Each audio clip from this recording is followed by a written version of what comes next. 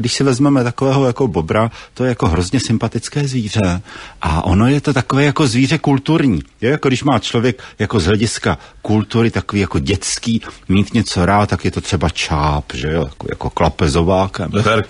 Veverka jako další jako sympatický zvíře. Medvěd, pokud možno panda, že u nás těžko, ale taky takový jako kultovní zvíře skorem a bobr taky. Jo, jenže bobr je zarputilec. My to jako víme, my to vidíme vlastně v Německu, my to vidíme v Holandsku, když ty bobři sedí v těch kukuřičných polích na okrajích těch rovných kanálů a prostě žerou si tam kukuřici. Mimochodem slovenští medvědi taky mají kukuřici rádi teda. A slovenští medvědi mají rádi, jak jsme zjistili, kde co? Turisty, odpadky, že jo, ano, jako ledacos. No a najednou ten bobr se začíná šířit, že jo, z toho Německa odevšad možně k nám a vypadá to tak, že během dalších 10 nebo 15 let v podstatě obsadí nejméně polovinu České republiky, toku České republiky. A někde je to vítáno právě tam, kde je individualistický, kde ho není moc vidět, že jo, kde je takový jako příjemně jako kulturní a krásný.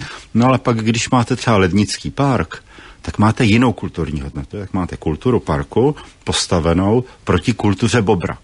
A teďka co s tím, když takový bobr tam vykácí třeba na jednom ostrově, já nevím, 26 stromů, všechny mladé stromy jako takové.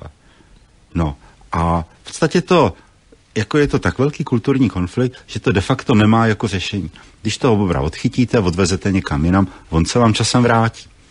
Když toho bobra necháte pokácet všechny stromy, tak on půjde po proudu nebo proti proudu a bude v této činnosti pokračovat.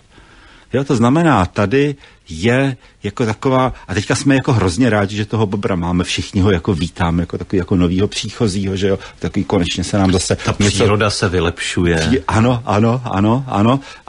a vlastně byste měl vzít vlastně pušku a vystřílet je. Tohle jako doopravdy jako dilema. Ty to říkáte jako svoji vlastní myšlenku a úvahu, tohle? Jo, já se za to musím podepsat. Čili vy byste šel a vystřílel bobry? Ano, na určitých místech bych šel a vystřílel bych bobry. Doufám, že nebude demonstrace před rozhlasem teď.